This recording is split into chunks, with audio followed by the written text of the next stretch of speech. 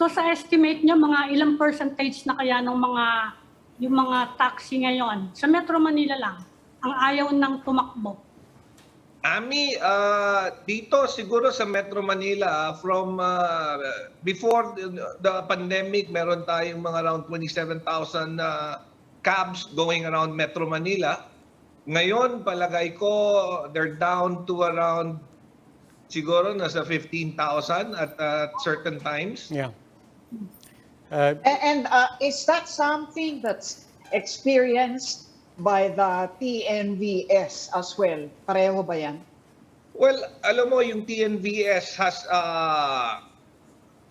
higher rates.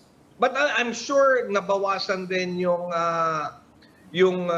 income ng mga drivers ng TNVS, but because mas konti yung mga binabayaran nila ng mga supervision fees and everything, and regulatory fees, so mas nagso-survive sila bukod sa mas mataas yung rate which they are charging.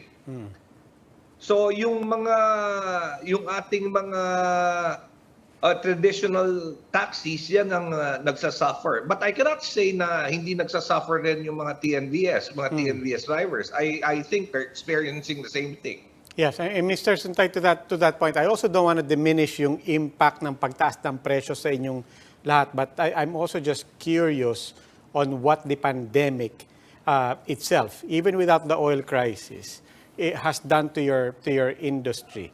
Because a lot of people, never mind the lockdown, but even after the economy started to open up, a lot of people were still staying at home. A lot of people have cut down on the transit. They're going to the office maybe less than half the time than they were before. What's the impact, even outside of the price crisis? What is the impact of this new lifestyle that people are clinging on to of hybrid work or stay at home on the industry? On the industry, we experienced a reduction of passengers because of the pandemic. Siguro the reduction of passengers was up to 80% during the time of the pandemic, and that continued for over a year.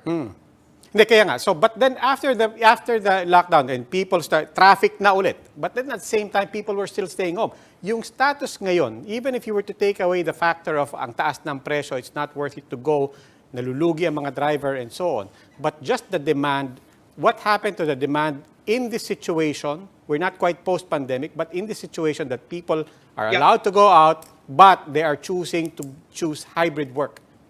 Okay, ganyan na. During the height of the pandemic, reduction of passengers was up to 80%. Now na restrictions has eased, pero tama yung sinabi mo, a lot of people have been accustomed to working at home. So yung demand for taxis, I think bumaba by 55%. Oh.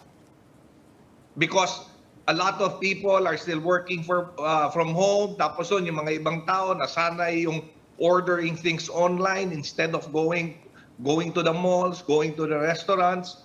So yung demand for this public transportation bumaba rin.